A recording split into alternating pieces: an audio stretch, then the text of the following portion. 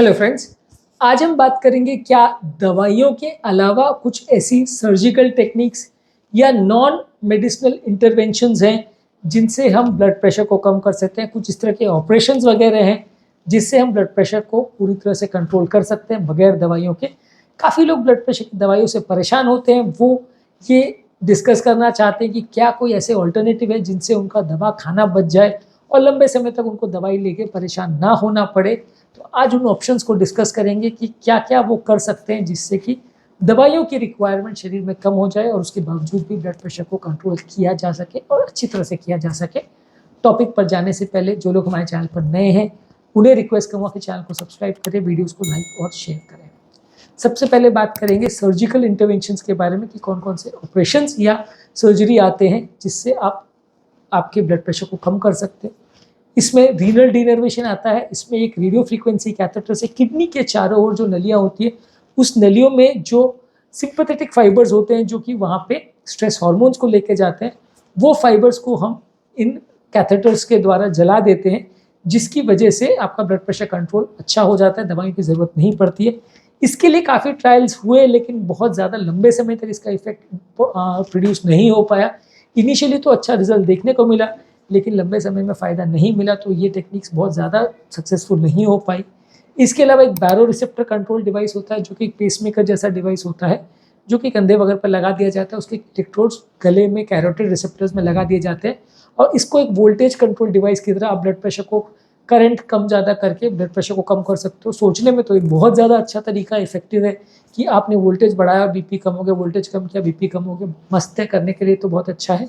लेकिन ये विचार तक ही अच्छा है, एक्चुअल में इसको करना काफ़ी मुश्किल है क्योंकि वो रिसेप्टर्स को जब आप कैरोटिड बॉडी में सर्जरी द्वारा लगाते हो तो उसमें जोखिम काफ़ी होता है, खतरा काफ़ी होता है, जिसमें कई बार फ़ायदे के बदले नुकसान भी हो जाता है और लाइफ लॉन्ग के लिए आपकी नसें पैरालाइज भी हो सकती हैं। तो ये काफ़ी सेफ़ नहीं है, इसलिए ये चीज़ों को अभी रिसर्च में ही माना जाएगा कि अच्छा है, लॉन्ग टर्म के लिए ये उतना अच्छा नहीं देखा गया है।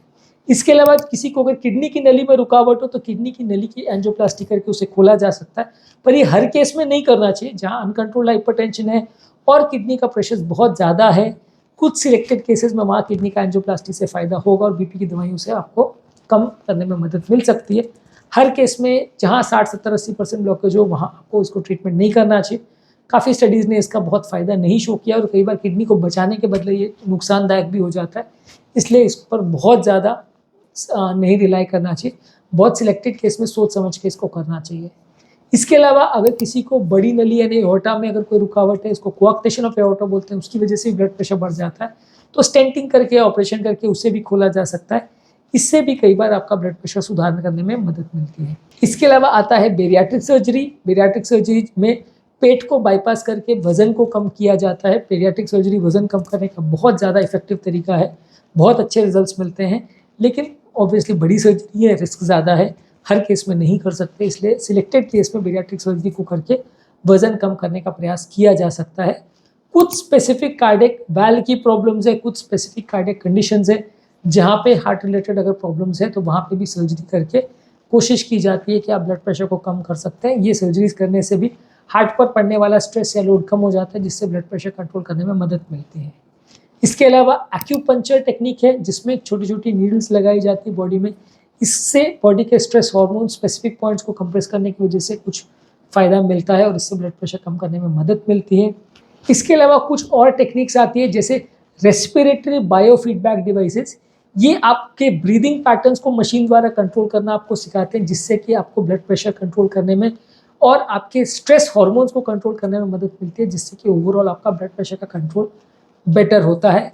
इसके अलावा डिवाइस असिस्टेड रिलैक्सेशन टेक्निक्स आती हैं जिसमें मशीन द्वारा आपको गाइड किया जाता है कि कैसे आप अपने एक्सरसाइज कर सको, कैसे आप रिलैक्सेशन कर सको, कैसे मेडिटेशन कर सको और इसके द्वारा अपने ब्लड प्रेशर को कंट्रोल कर सको। तो ये भी इम्पॉर्टेंट एक तरीका है। ऑब्वियसली ये सारी चीज़ें इजीली एक्सेसिबल नहीं है डे टू डे लोगों में। आप ऐसा नहीं बोल सकते कि भाई ऐसी मशीन खरीद लो, उससे आपको एक्सरसाइज करना सिखाएगा और बीपी कम हो जाएगा। ज़्यादातर लोग के लिए मैनेजेबल नहीं होती, तो ये कहना, सुनना और सोचना ठीक है, किसी बड़े सेंटर में आप जाके इनको ट्राई कर सकते हो, पर घर के लिए आप इसको खरीद के नहीं ला सकते क्योंकि ये सारी चीज़ें इजीली अवेलेबल नहीं है, कॉस्टली भी होती हैं और फ़ायदा कई बार करने के बदले बहुत ज़्यादा इफेक्टिव नहीं भी होती है, ऐसा भी होता है। इसके अलावा बायोफीडबैक टेक्निक होता है जिसमें आप अपने बॉडी की रिक्वायरमेंट्स को और अपनी फिजियोलॉजिकल नीड्स के बारे में, अपने ब्लड प्रेशर के बारे में आप अवेयर होते हो। इससे भी स्ट्रेस हार्मोन्स को कंट्रोल करने में और ब्लड प्रेशर को कंट्रोल करने में मदद मिलता है। और लास्टली, बगैर दवा अगर आप ब्लड प्रेशर कंट्रोल करना चाहते हो तो खाने पीने में ध्यान रखिए, ताज़ा फल सब्जी ज़्यादा लीजिए, डेली एक्सरसाइज करिए, वजन कम करिए, स्ट्रेस को कम करिए, योगा मेडिटेशन करिए, हेल्दी लाइफस्टाइल रखिए। तो ये सब चीज़ें कंपैरेटिवली काफ़ी ज़्यादा इफेक्टिव है आपके ब्लड प्रेशर को कम करने में। बाकी सब चीज़ों के साथ यदि आप इनको करेंगे तो आपको ज़्यादा अच्छे रिजल्ट्स मिलेंगे। आइसोलेटेड अगर इसको करेंगे तो शायद उतने अच्छे ज़्यादा रिजल्ट्स आपको ना मिल पाए, पर दवाइयों के साथ इनको करेंगे या सर्जरी के साथ इनको करेंगे तो ज़्यादा इफेक्टिव ये हो सकते हैं। तो आज के टॉपिक में हमने बात करी बगैर सर्जरी और क्या क्या ऑप्शंस हैं जिससे आप अपने ब्लड प्रेशर्स को कम कर सकते हो और जिससे ब्लड प्रेशर कंट्रोल करने में आपको मदद मिलती है। जो लोग हमारे चैनल पर नए हैं उन्हें रिक्वेस्ट करूंगा कि हमारे चैनल को सब्सक्राइब करें, वीडियोस को लाइक और शेयर करें ताकि इस तरह के अच्छे और यूजफुल वीडियोस हम आपके लिए लाते रहें और वो ज़्यादा लोगों तक पहुँचते रहें। उम्मीद करूँगा कि आज के टॉपिक में कुछ नई बातें जानने को मिली होगी। टॉपिक को एंड तक देखने के लिए धन्यवाद।